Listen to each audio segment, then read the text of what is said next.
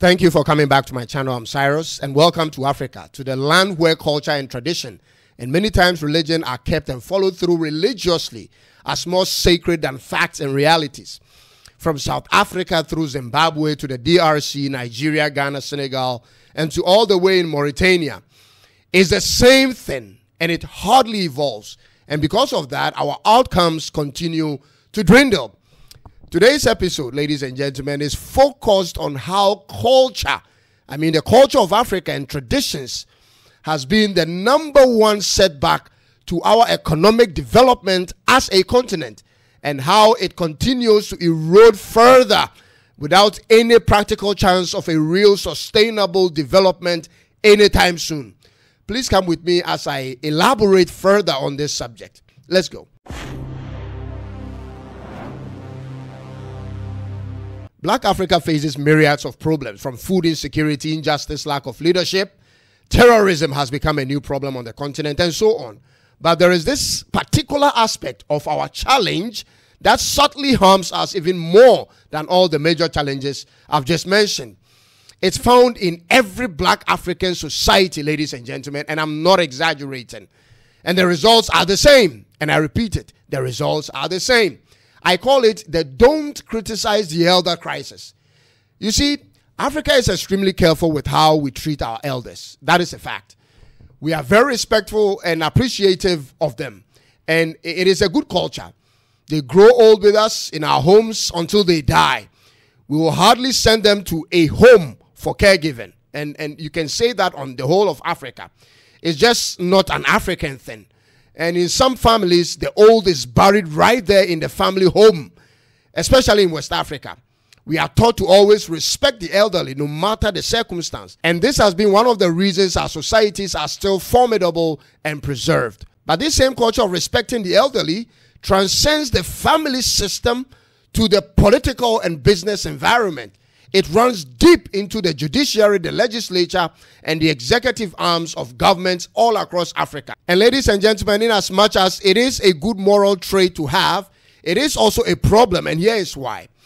You see, the fact that you cannot, or in some families, you dare not criticize or blame or condemn the activities of the elderly, especially when they are in the wrong, whether in the family system, the school system, or at the government level, has been one of the breeding grounds for adults in families and in schools and in politics to not be accountable to anyone for any reason. If you have observed, in a typical life of an adult Black African, both old men and women, they perceive themselves to be mostly right about every issue, and their opinions should be respected irrespective of the facts and the alternatives expressed by the younger generation. This is a fact, ladies and gentlemen. The reality of this problem, however, is now seen clearly at the government level.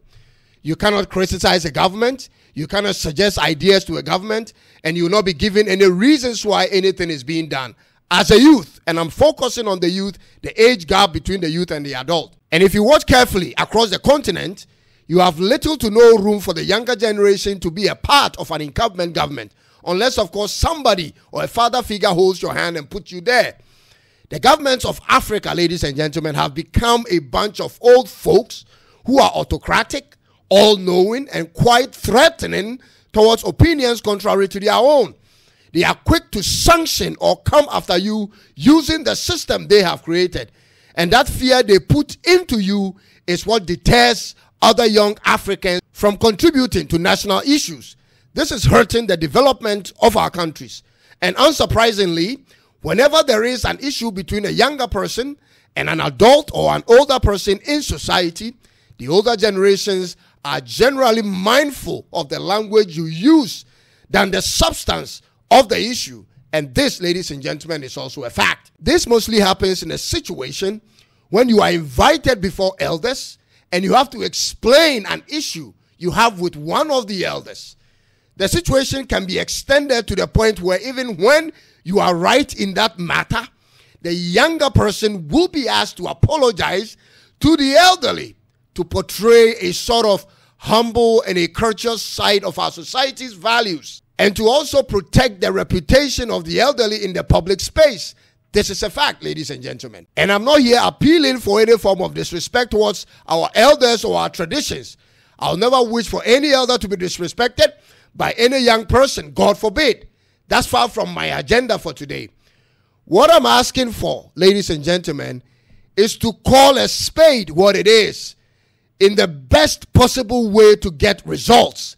If our society can experience real, sustainable change towards improvement, it will have to start from how kids are brought up and how parents and older generations relate to these kids. The principles of calling black, black, and white, white should be inculcated in the upbringing of our young ones and should not be held back by the age or status of somebody else. The courage to speak up when something isn't done right should be encouraged at all levels. The culture of silence will ultimately yield to a society that is unaccountable and unprepared to be queried or questioned. There are instances where an adult man sexually abuses a minor and is called before elders. And ladies and gentlemen, in society, you find a traditional system using all manner of means to manipulate the situation to avoid a legal case, and hence justice is denied. This is a fact, ladies and gentlemen. You won't relate to this if you live in a modern or developed setting in Africa, but it's happening in our villages and in other undeveloped countries all the time. Culture and traditions are important, ladies and gentlemen.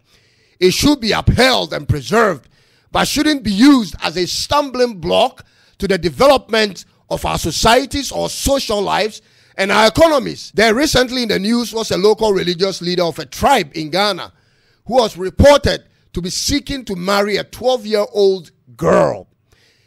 A religious leader more than 50 years old seeking to marry a 12-year-old girl. The police got involved, the legislators got involved, and the media took it up. And we are told that the marriage ceremony was cancelled and the young girl is rescued. This issue borders on culture and civil rights. And I believe a 12-year-old girl has no business getting married when she can barely survive on her own outside of her parents. To me, this age of 12 is for education and self-actualization to prepare her for her future.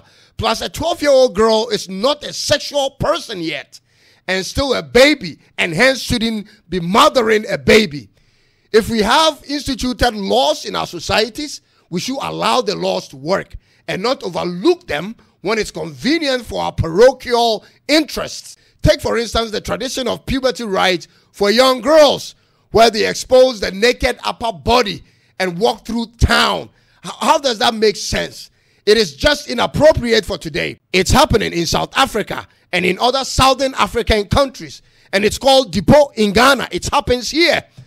Again, in many places in Africa today, ladies and gentlemen, girl child education is perceived as a total waste of money and resources, since the father will eventually marry her off to a man in exchange for money and livestock. And in politics, old men and women fill out most of the spots as though it were their birthright or a family inheritance. These are the realities we have on the continent. Did you know that Africa's mean age is 19, but the mean age of the presidents of Africa is 63? Age matters, ladies and gentlemen, because of the nature of the job.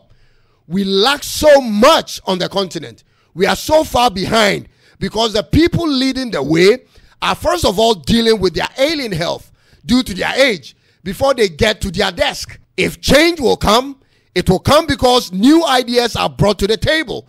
So far, this is where the old has brought us to, and the young must take over. God bless the continent. Thank you for taking time to watch today's episode. Be kind to subscribe and hit the like button to help this podcast get to as many people as possible. I'll come your way very soon, but until then, God bless you, and I'll see you, and it's bye-bye for now.